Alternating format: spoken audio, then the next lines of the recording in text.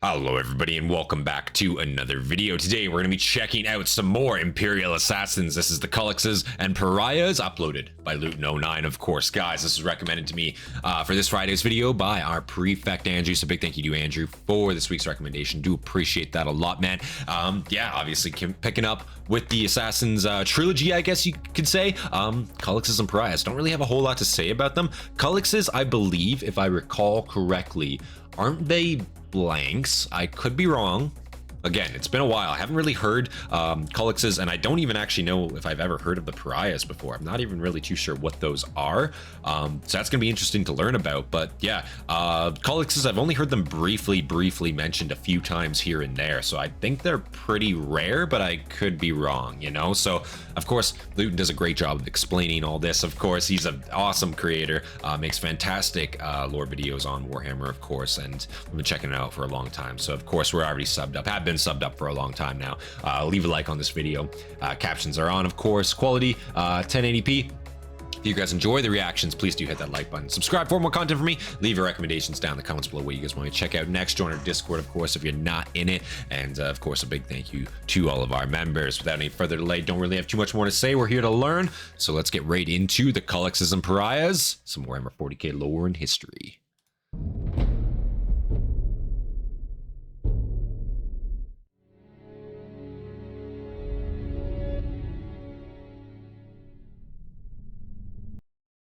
In the great darkness of the far future, there is only war. That which is unknown and unseen always commends the greatest fear. Culex's Assassin's Temple. Shit. It's a pretty hard quote, I won't lie.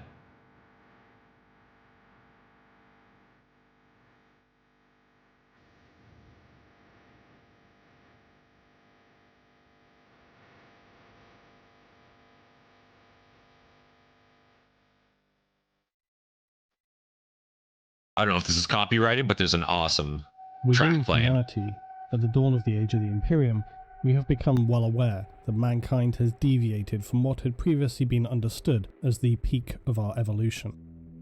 The Age of Strife, and arguably in the time before, although due to the Shroud of Time, specifics of the Golden Age are now likely forever lost to us, we saw the emergence of the Psyker, the human who is able to connect with the warp itself and channel it into the materium. This ability, though, is not one many view favourably, not even in the 41st millennium. Oh no. The psychic human is still... Yeah, it's... Listen, if you're a Psyker, you're either trained to be a fucking killing machine, or, you know, you're trained to, you know, obviously transport humans across the galaxy, you know.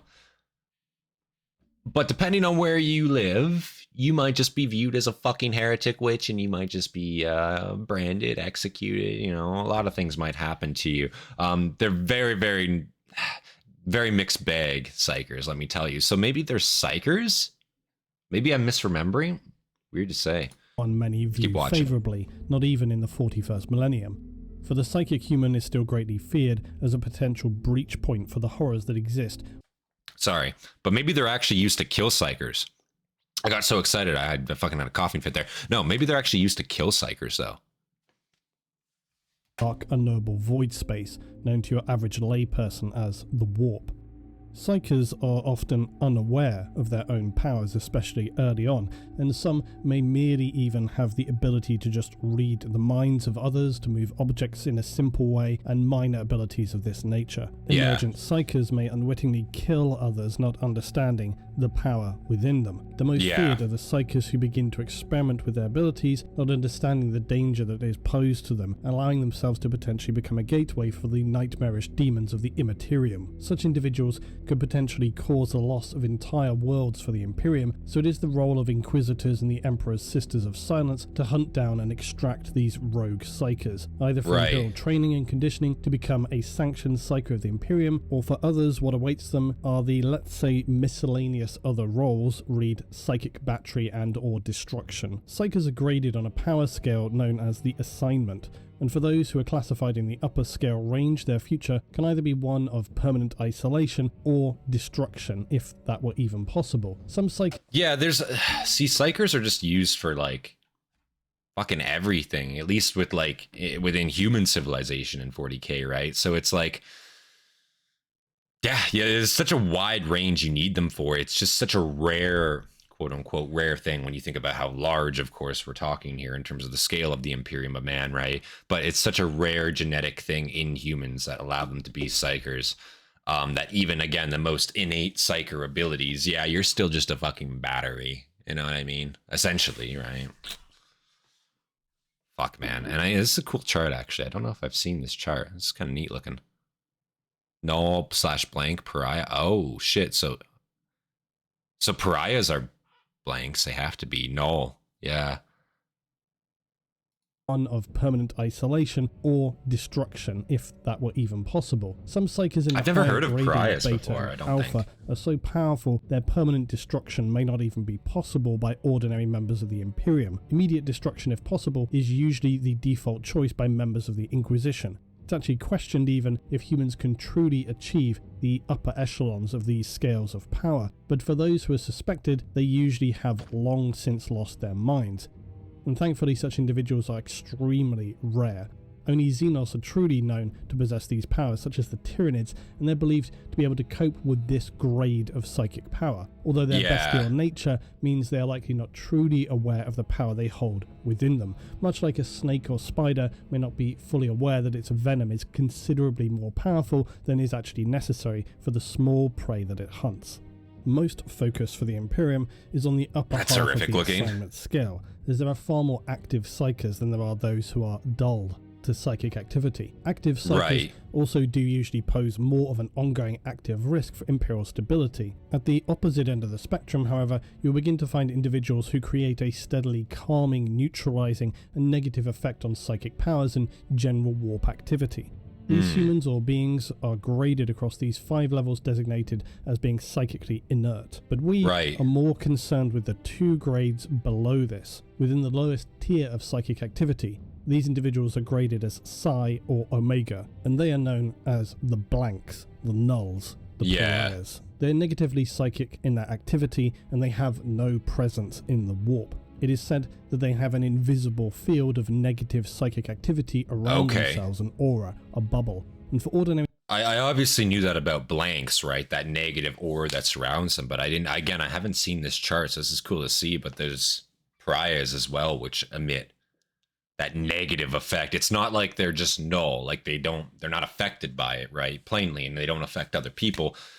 But on this scale, yeah, there's actually a very wide range, you know what I'm saying? I didn't realize it was that in depth. It's cool, and it's all named too. It's very interesting. Field of negative psychic activity around themselves, an aura. Yeah, so if you're like a ordinary humans, Sigma, you're fine. Even to be in the presence of these individuals. People will feel as if their skin is crawling. They will have dull headaches and a feeling of being generally unsettled and perhaps claustrophobic when in the presence of a null or a blank. For someone who actually has some psychic activity on the assignment scale, being then in the same room as a null will become painful, perhaps even debilitating. Only the hardened individuals such as Inquisitors, Sisters of Battle, Hastatis, and Grey Knights will be able to withstand the discomfort of a null in their presence, and even then, it's likely an experience that they would very likely opt to do without. For the hunters of these pariahs, this can actually be a relatively straightforward task comparative to other investigations. Nulls are said to occur anywhere below 1 in a billion average humans. Like, that's insane. In Hive world, like, obviously, yeah, with Psykers, right, it's the case of, like, think about how rare Psykers are, but now think about how many people are even immune to Psyker effects, because most people are certainly fucking not, you know? Wow. So it's like, it's already an extreme minority of an extreme minority. That's just insane. You're probably looking at very likely below double... Sorry, 2 seconds. Oops. Humans. So on any Hive world, you're probably looking at very likely below double digits of individuals at any given time. The prospect of finding them may seem like the proverbial needle in a haystack. This is made far easier when the hay becomes very unhappy with the needle and forces it to live outside of the haystack, because it's a simple job of just checking around the area of the haystack and you've found your needle. Pariahs, as the name quite literally suggests, are often shunned and cast out, if not fully exiled, by their communities. For Right. the null individual, this is likely traumatic, for they will not understand just what it is about themselves that makes others hate and despise them so. I suppose then we've heard stories about pariahs, but I just didn't realize, I guess that's what they were called. I just assumed they were blanks, but maybe, no, they're pariahs. Like they are fucking, it's just another maybe word for it, I suppose you could say. I just didn't realize that. Okay. Will not understand just what it is about themselves that makes others hate. You've heard and stories about despise these, themselves. definitely. Unlike the Psyker, they will be unlikely to have any actual abilities, so most are very confused and bitter about the fact that they've been chastised so badly through no seeming fault of their own. Yeah, they At don't an understand undeveloped it. level, these undiscovered nulls are probably not especially dangerous to ordinary humans or anybody. They would just have had an air around them of being bad news, emotionless, just horrible to be around generally. Likely they never were able to make friends easily, perhaps even cast out by their own family and left to live alone and homeless. On worlds which still exist in a more feudal state, they may have suffered far more or less, existing as hermits outside of their community, or potentially they were executed similarly to the Psyker for unspecified sorcery and so on, with many bad events blamed on them as being a pariah of the town. For the Inquisitor, however, locating these individuals, as I mentioned, becomes easier because of all this. They simply have to search through the lower levels of a hive, asking the locals for loners, strange hermits who nobody has any time for, or worse, on feudal planets and the like. Simply searching for hermits and banished individuals can again be relatively straightforward, comparative to, say, finding a specific person within a hive city, a much more difficult task. Once though a null individual has been found, very much like... Well, see, with nulls, right, even though they're rare, they don't make themselves known on purpose, right? But it's very easy to pick them out, right? Versus a psyker could be a, what would you say, like, not an inert psyker, but like a closeted psyker? Wait a second, no. But kinda, you know what I mean? Either they know how to use their abilities or they're completely unaware until the point where something fucking awful happens, right? And that's like, oh, fuck, you know, but you don't know they're a psyker until that happens, right? Is the problem. But with a null, it's kind of like that's always a thing with them, right? Always a thing with them. Much more difficult task. Once, though, a null individual has been found, very much like the Psykers who are detected across the galaxy, they will be collected and returned to Terra via the black ships of the Sisters of Silence, who are themselves an all-female order of blanks. Similarly to the Custodes and Inquisition, they remain largely autonomous, although technically they come under the banner of the Adeptus Astra Telepathica. They by and large answer to no one other than the Emperor, as they answered directly to him since the dawn of the Age of the Imperium. Nah, there's no Emperor. During the Crusade, more and more nulls were being shipped back to Terra and then deposited within the depths of laboratories under the care of the Mechanicus. The deposited is crazy. Number of pariahs quickly began to create a problem. The concentration of these null individuals meant that they began to cast a psychically nullifying shadow, and to such a bro, they like oh, this is on Terra too, fuck me. Yeah, so like, can you imagine there's so many fucking blanks in one place that there's just a fucking sphere of hate emitting out of a place on Terra? Like, what the fuck? Like an aura of hate? Damn, that's yeah, unforeseen consequences. Damn, or maybe they definitely foresaw it, perhaps, but that's not good on your capital planet, man. No. Individuals meant that they began to cast a psychically nullifying shadow, and to such a degree it even began interfering with the Astronomicon, the psychic lighthouse created by the Emperor to allow all ships to navigate via its light. Essentially, the Imperium had created their own unintentional shadow in the warp that is similar to that of the Tyranids. Although in the case of the Tyranids, this is caused more by a psychic static than a null field. Other Xenos like the Necron, though, have also created psychic null fields in recent times, such as their Pariah Nexus. The High Lords of Terra and in general the administrators of various imperial departments became exasperated at this danger present in the pariahs and wanted them all immediately destroyed, and furthermore that any other nulls should be hunted and executed from here on. Such was their danger to the stability of the Imperium and to warp travel. This, however, did not sit well with the Officio Assassinorum, which had been developing a means by which these nulls might be best used by the Imperium, weaponized, and they had been working with the Mechanicus to create a new breed of Imperial assassin, the Culexus. The Master of the Administratum would subsequently make a large display about their research departments for the pariahs being decommissioned, and many pariahs under study were indeed executed. Yet this was very much a charade. Those high lords who had objections to the captive pariahs had felt satisfied and returned to their self-indulgent power struggles and daily petty bureaucracy. So with the Assassinorum, they definitely just like publicly killed a few, you know, in front of the High Lord, you know, made it look good, believable. But the vast quantity of them probably went elsewhere and became assassins. You know what I'm saying? Like, they definitely did not let that go to waste, you know? They're just going to placate them. But it's 100% still happening, I can guarantee you. And returned to their self-indulgent power struggles and daily petty bureaucracy. Of course, the project had not ended at all. Yeah. If they bothered to even investigate a little. No, even a little. Mind to notice that the amount of pariahs scheduled for execution did not align with the amount being held. And those who held the most promise, the most power, and the most ability had been transported through a cooperative effort of the Mechanicus and the Officio Assassinorum to a new assassin temple on the edge of the galaxy.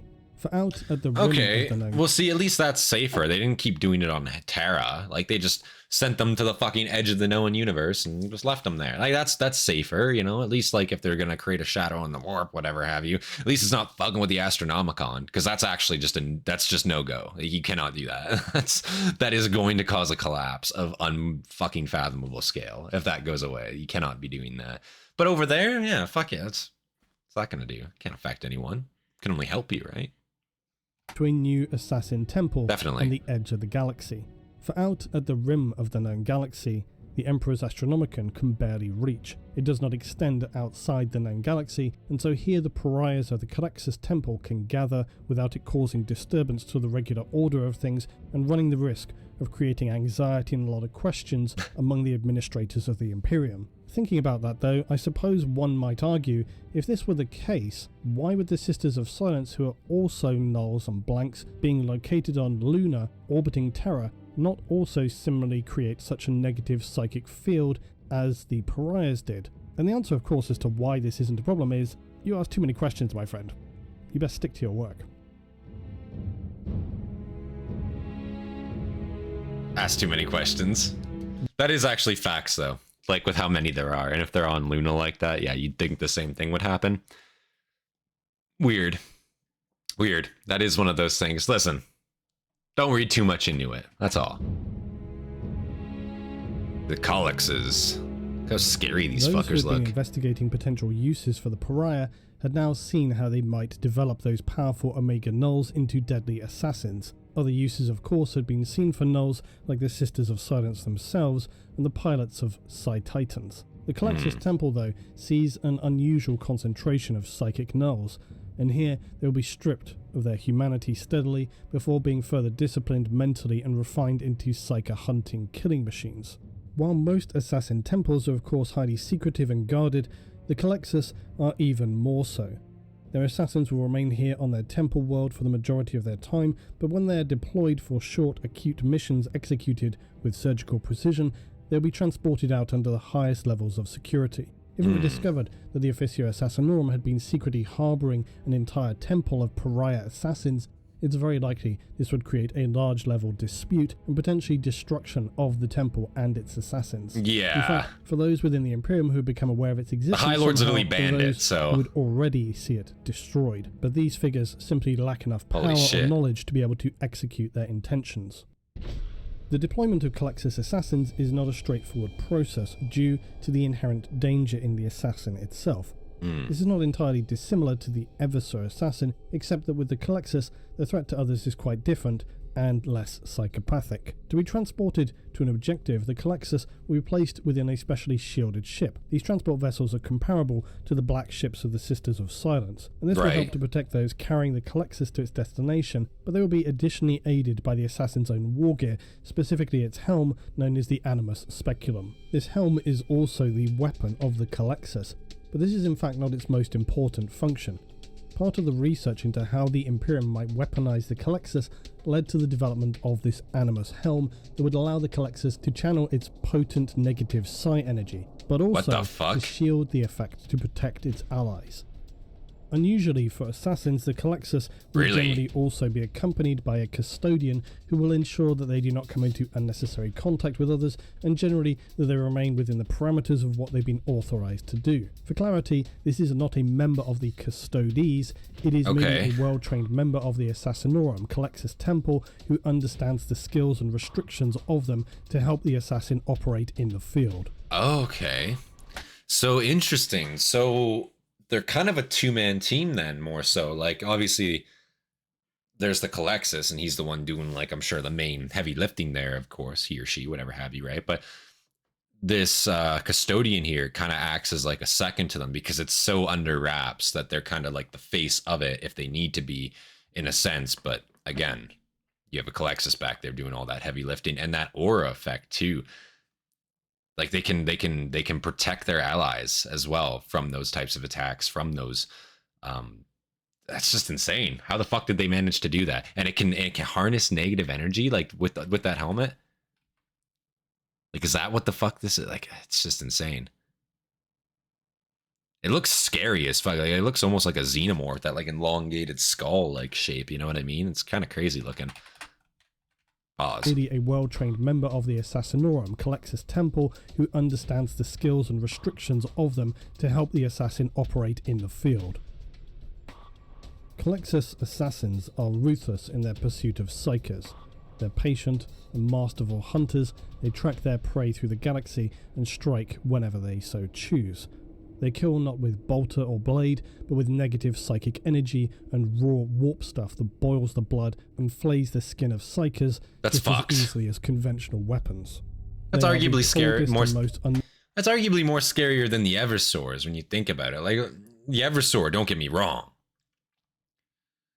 but like then you like take a look at this fucker, and he's literally, not only does he make you feel like a piece of shit when he's around you, but he also can just like flay you alive essentially with his mind. Negative energy from his mind essentially harnessed from this helmet. Like that's fucking, I don't know, man. I don't know. At least you'll be dead quick and you won't feel like a piece of like shit. Like this guy will actually just ruin you mentally before he kills you. Psykers just as easily as conventional weapons. They are the coldest and most unnerving of beings, their social interactions forever marked by their soulless nature and the near isolation from human contact in which they must live. While they're generally able to mimic human emotions in the course of their duties, in fact they feel little to no emotion, a trait that can only add to their unnerving presence. Okay. Their own bodies are soulless and their minds by now have been whittled down to serve with only one function. They're only able to achieve this through their core weapon and helm known as the Animus Speculum. This arcane device enables the assassin to unleash their null power and fulfill their purpose.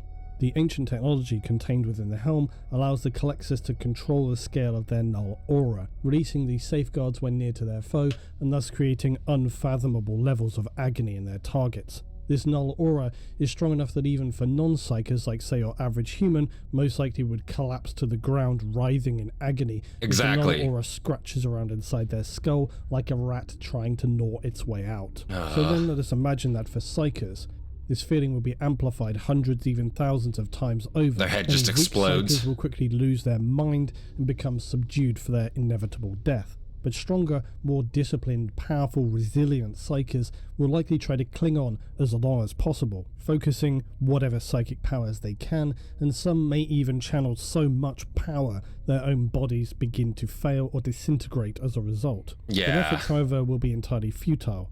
In fact, this will only worsen their situation, as the Culexus are entirely immune to psychic powers. They are the void, the empty darkness. Psychic powers of any kind, no matter the power, are nothing to them. They just shake that shit off, eat that for breakfast. The sin skin worn by other assassins, but for the Culexus, is known as the Imperium. This shadowy skin contains a meshed lattice of techno-arcane circuitry, which allows the null assassin to phase out of reality.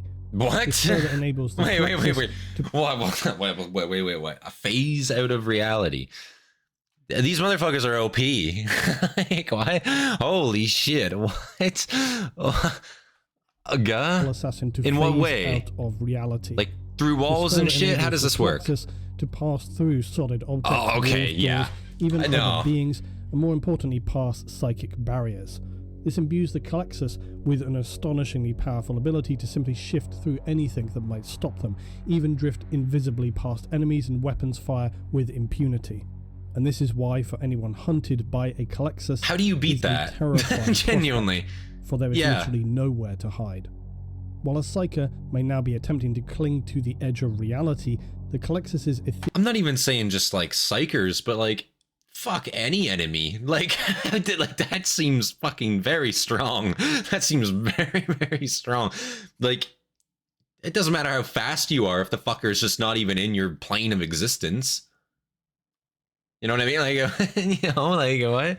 I guess, like, physically they can still definitely be killed, but you gotta get them first. Christ. While a Psyker may now be attempting to cling to the edge of reality, the Culexus's Ethereum also contains what is referred to as the Force Matrix, and this allows them to essentially mop up any psychic energy not being used by the Psyker.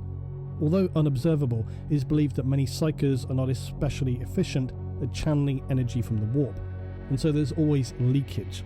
This loose energy is soaked up by the Culexus and can feed their suit to enhance their abilities or be channeled into their primary weapon, which is of course their unmissable statement weapon of the Animus Arcane Eye.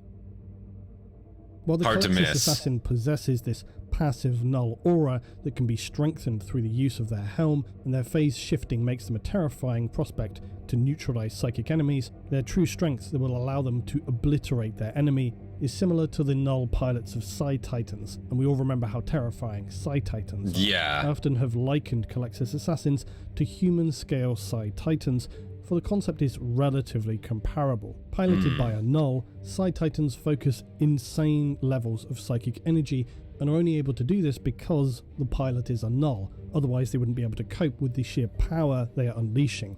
And we may recall that when it came to Psi Titans, even Primarchs decided to sit that fight out. Culexus use their animus to turn their Psyker foes' own psychic energy against them. The helm is a bizarre creation, both bulky and unwieldy. Yeah, it looks massive. Similar to the Eversur, that of a terrifying skull form, and this bizarre construction is terrifying enough just as an inanimate object. By unleashing their null aura, it allows the assassin to cut through the fog of the Psyker and see clearly the location of the enemy. Most importantly though is the arcane eye piece of the Animus, which will unleash blasts of negative psychic energy. The more a Psyker fights and resists, the stronger the Culexus can become, unleashing psychic powers against it. Oh, he's like a battery. And enable. Yeah, he's like a battery. Like every time he eats an attack from a Psyker, it fucking charges him almost. Damn.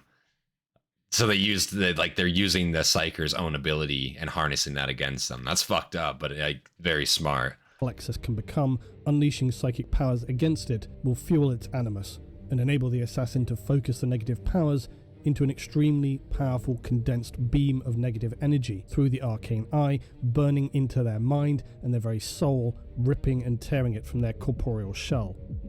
The Psyker will be left, if there is anything left, if there is, with a burned out charred husk for whoever may come to find it in time. The Culexus Arcane Eye, though, is equally powerful against the demon, as these are psychic beings constructed literally from the warp itself, and so again the very presence of the Culexus can drain their life energies, the only notable exception being the demons of Khorne, which generally abhor the use of actual psychic powers over the physical. But lastly, for the Culexus in their terrifying arsenal are their Psych Out grenades. Now you might be thinking, grenades? Oh yeah, just negative psychic grenades, are they? Basically, yes. Except that they're said to contain fluids distilled with an anti-psychic agent. And where is this from? It's just from the Golden Throne itself. What? These are full of negative psychic energy and extremely deadly for demons and enemy psychers alike. And I'm sure someone's gonna have to explain that one. How does that work? They're harnessing energy from the Golden Throne itself? How the fuck? I understand they're like topsy, but like where, how, who? Who's the one going up to the Emperor's Golden Throne and doing that? That's my question. Like, geez, man. Negative psychic energy and extremely deadly for demons and enemy psychers alike. And I'm sure that the comments will be scrambling to fill in the blanks about grenades filled with metabolic liquids distilled from the Golden Throne. But let me tell you, it won't seem so funny when one is being thrown at you in grenade form. Word on Pariahs. Humanity in the 41st millennium is well aware that a rare number of humans are born with what is referred to as this pariah gene. Importantly, it should be noted that it is not believed to reference specifically an actual genetic abnormality. It's more of a figurative reference to a small differentiation between these extremely rare humans born without any psychic resonance. So what is the origin of this deviation and why does it occur? This is unknown. As many of you well know, at this point, I do not personally subscribe to the concept of retcons, and so with that in mind, I might say that within the verse of 40k, it was believed at one time that the Necron Xenos may have had some involvement with the pariah gene and humanity. This was later found to be less likely, however, it still remains an outside possibility. As I always say, some things change, some things stay the same. But what other possibilities are there for the pariah gene and humanity, if not for Xenos interference? Well, so you mentioned retcons there. Was that like initially kind of thought to be where they came from? Like the Necrons were the one that caused it kind of thing? Wonder if he'll talk more about that, because that's kind of interesting. Like, clearly something changed there in the lore or something if he's mentioning a retcon, right? So somebody let me know about that. Are there for the pariah gene and humanity, if not for Xenos interference? Well, to the surprise of no one, the Emperor outlawed research into this pariah gene, which, as with many things, and the Emperor immediately makes it suspicious. Although I said the reference to genetics is much more figurative than literal, the Emperor is well known for being highly adept at genetic manipulation, and many other mysterious biological adaptations and ancient scientific fields, so who knows if the Emperor may have had a hand in this somewhere along the line. The Dark Age of technology is another possibility. We know that humanity was highly experimental during this time, and it's believed that as a species we had become focused entirely on the pursuit of science and technology as the core of our advancement. Just exactly what we were doing to ourselves and with AI during this period is extremely clouded, and there are vague suggestions of genetic adaptation to produce superhumans. So the possibility of the pariah gene originating during the Dark Age is not such an extreme possibility. For we know that those individuals that are classed as perpetuals, immortals, essentially, are also seemingly able to, if they choose, make other human perpetuals. Again, this is something of a vague term, but essentially the ability to create these strange differentiations in humans does seem to be something which can be constructed or engineered. And it's very worth remembering that much of the knowledge held by the Imperium is extremely low, even though to us it seems highly advanced compared to that of the Dark Age of technology, which was so far advanced that it is almost beyond comprehension. The main point is that it's not even a comparable fucking like term, like, you know, or era, I guess you could say, right? Like, you got to think about how advanced 40k looks, but it was nothing to what came before in terms of lore. Like, half the shit they have, or I shouldn't say half the shit, like a tenth of the best shit that they have is leftovers from that era. Everything else is fucking like homebrewed during the last 10,000 years or so, right? But, you know, all the best designs are based off shit that came from that era, like straight up off the Dark Age. So it's like, damn, far advanced. It's not even close. Like, so much shit was lost. So much shit. The main point is that through the Dark Age technology, individuals who came through this time into the period of the Imperium, there may well still be that knowledge about how the Pariahs came into being. It's like, how do we replicate what they had, literally? Living in the Imperium now. On the other hand, the Perpetual known as Eldar believes that the Perpetuals were simply the obviously the Mechanicus can't replicate for humanity itself. And similarly to the emergence of Psykers during the Age of Strife, the emergence of the Pariahs may simply be a reflective evolutionary stage of humanity, and that where most humans have developed an almost undetectable but minor move forward on the psychic scale, some have advanced significantly, and others, seemingly in the Pariahs, have moved on the scale but in the other direction into the zone of a psychic null. The origin and importance of the Pariah continues to be speculated upon, and it continues to look like it will have ever more significance into the future for humanity and the Imperium. The Rune of Oblivion. Within the galaxy of the 41st millennium, the Culexus have seen an ever-increasing necessity. Psykers continue to emerge, and where necessary, the infiltration and extermination of rogue powerful Psykers by a Culexus remains an ever-present threat. Humanity, as usual, poses the biggest threat to itself via these rogue Psykers, but also, of course, through the lure of the warp and the traitors who have fallen into the depths of its depravity, corrupted by the eternal promises of the demons, heretics, and unknown horrors beyond. outside of these most obvious realms of operation for the Culexus, there is one Xenos who fears them more than any other. Should be no surprise that this Xenos is that of the Eldar. The species who since the War in Heaven has relied extremely heavily upon psychic abilities in almost everything they do. Their entire culture is built around the use of psychic power, and so for the Eldari, the Culexus is the true embodiment of what you might think of as the Grim Reaper. The boogeyman. An untouchable phase shifting darkness that stalks them without end until they are erased from existence. The Eldar fear the Culexus quite possibly even more than Slaanesh, for death at the hands of the Culexus means not just shedding the soul from the mortal body, but erasure from existence. Many will be executed without ever having been able to notify their brethren of such a killer coming for them, but some other Eldar have been able to evade the Culexus for a short time, and so are able to embed within their crystals an account of their final days and hours. These Eldar have described being hunted by what they suggest was a dark shadow, something stalking them relentlessly, that appears to them as a void in the skein of time, and that the rune of oblivion is its sign. That's fucking a crazy way to describe it. Unleashing this nightmare upon them. And for the Eldar, it is only further proof that mankind are a debased, ignorant species who are fumbling around in the dark with loaded guns. Yet they bother to note that this is made worse by the fact that humans appear to have realized the danger inherent in the pariahs, that the human's own body recoils and shivers in their presence, but that apparently this natural warning sign is not enough. This instinctive feeling of the danger in the null human has apparently not allowed humanity to understand the threat, and that instead we seek ways to manipulate and use this. The Eldar look down upon the Imperium and humanity for these acts of willful ignorance, but bother to note that it is a typically human characteristic and entirely predictable. Eldari, such the as Eldar are just as fucking ignorant, so I don't want to hear that.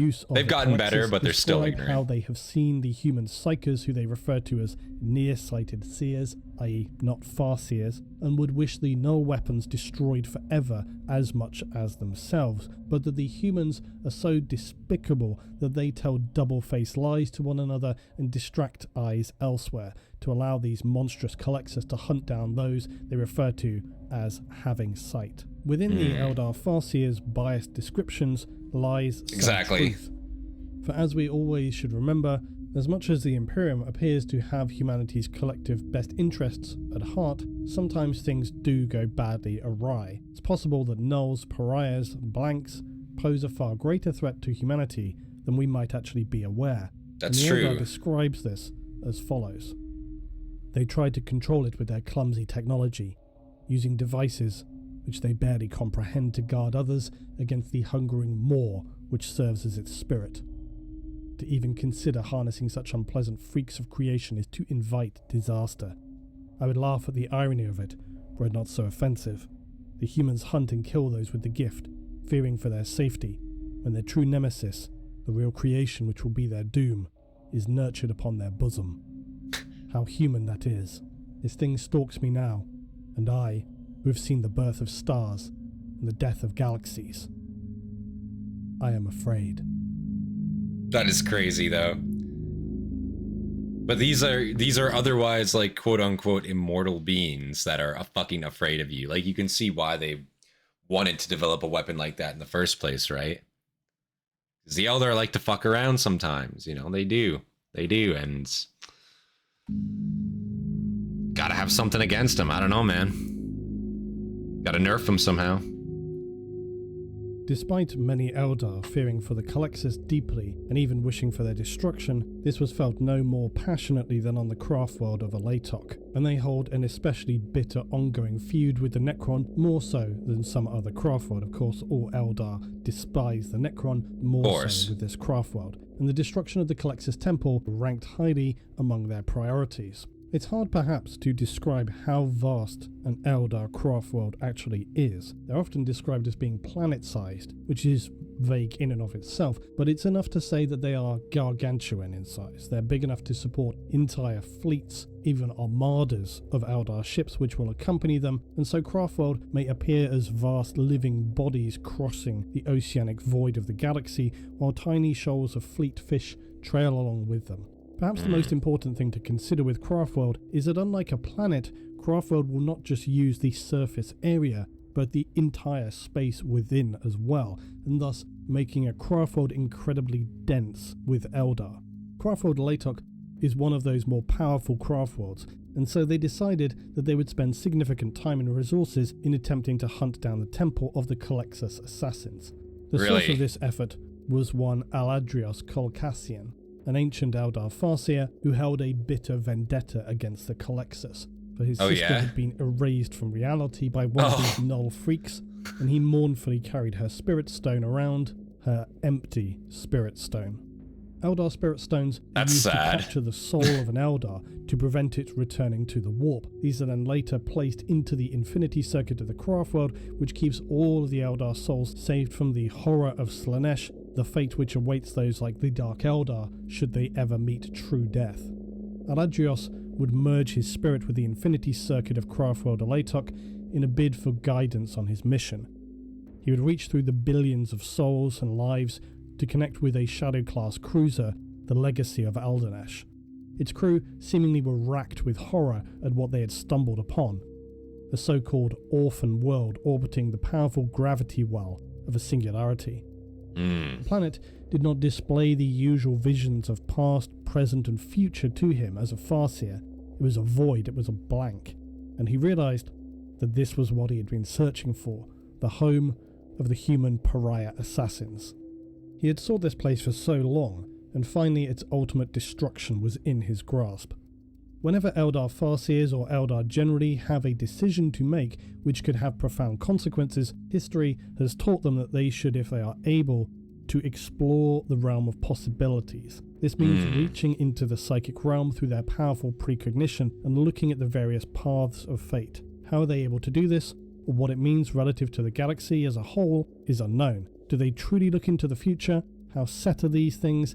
More importantly, how changeable is the future?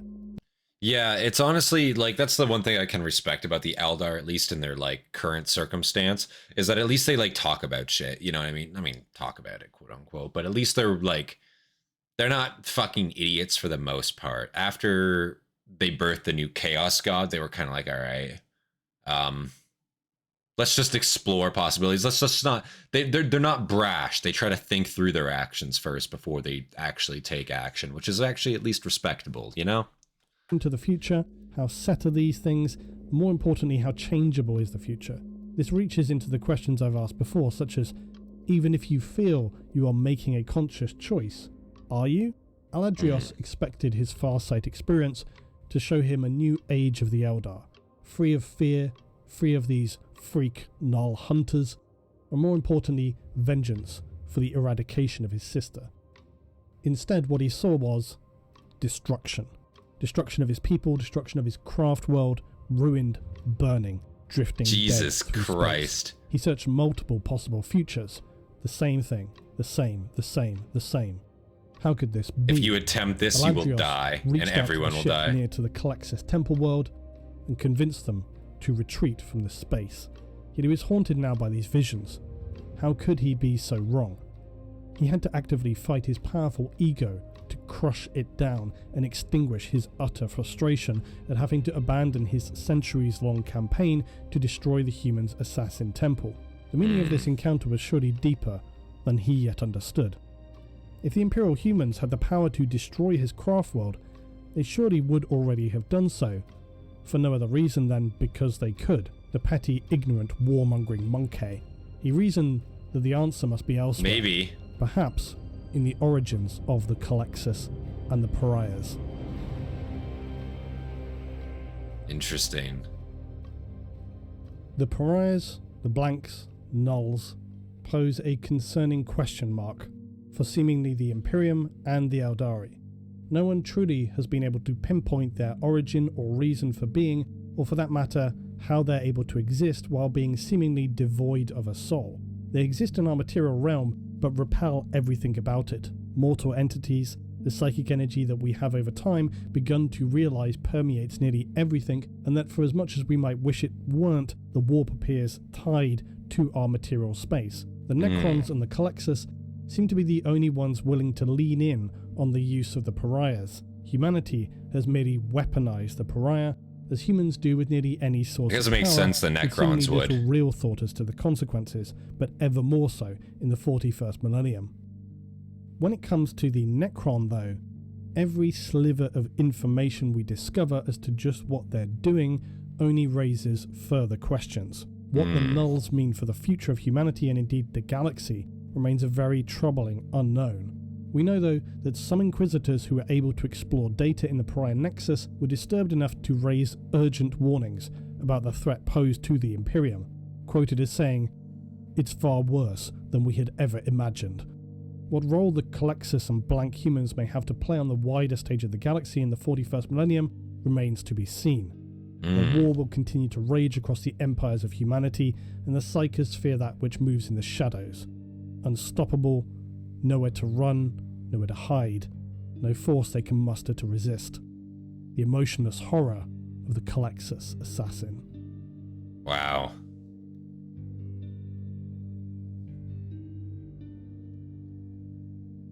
For those that defy the Imperium, only the Emperor can judge your crimes. Only in death can you receive the Emperor's judgment. That's pretty fucking crazy, but yeah, true, I guess. Only way you're meeting him is if you die, motherfucker, and that's the only, yeah, fuck. Holy shit. That was great, guys. That was another awesome video, another awesome lore video on the Imperial Assassins by, of course, luetin 09 there. That was the Culexus and the Pariahs. So yeah, I guess we've definitely heard stories of Pariahs. I hadn't, I guess, heard them being called that, I suppose, before, at least like for the most part. Typically you just call them a blank, whatever, right? But to actually see that chart, that spectrum, right? I didn't actually really know that was a thing, so it's cool to see that there's a full-blown spectrum. It's not just like a blank just means like, oh yeah, you make everybody feel like shit. Like, no, there is actually like an array, a different and given how rare they are too, right? Same with Psykers, right? You'll get Psykers that can do insane shit, and you'll get Psykers that again can maybe slightly move an object, right? That's the extent of their power, right? So it's definitely a spectrum there. That was interesting to learn. And again, yeah, these are powerful motherfuckers. They seem OP, given the fact they can phase through walls, they can exit the material world in a sense, and they're literally using their own negative energy and Psyker's energy against them in a sense. They're literally charging themselves like a battery. It's just horrific shit, man. And I don't know. I think they probably are the strongest, much like Psy Titans, I guess, in that way, like he was talking about there. Likely the strongest of the assassins, if I had to assume, like in terms of just outright power. That's hard to say given the Eversors, of course, but I mean, it's almost not comparable in a way when you consider just what they can do. That's different, right? So yeah, I definitely would have to say the Culexus are the craziest of the bunch there for sure, and especially with how little is known about them, and they got literally banned, right? All this is below board as far as the Imperium is concerned, right? So no, thought this was another awesome video by luetin. Of course, big thank you to you, Andrew, for this week's recommendation. As always, if you guys enjoyed the reaction, do hit that like button, subscribe for more content from me, leave your recommendations down in the comments below, join our Discord, of course, and without any further delay, this has been Centurion, and I'll see you guys in the next one. Peace, guys.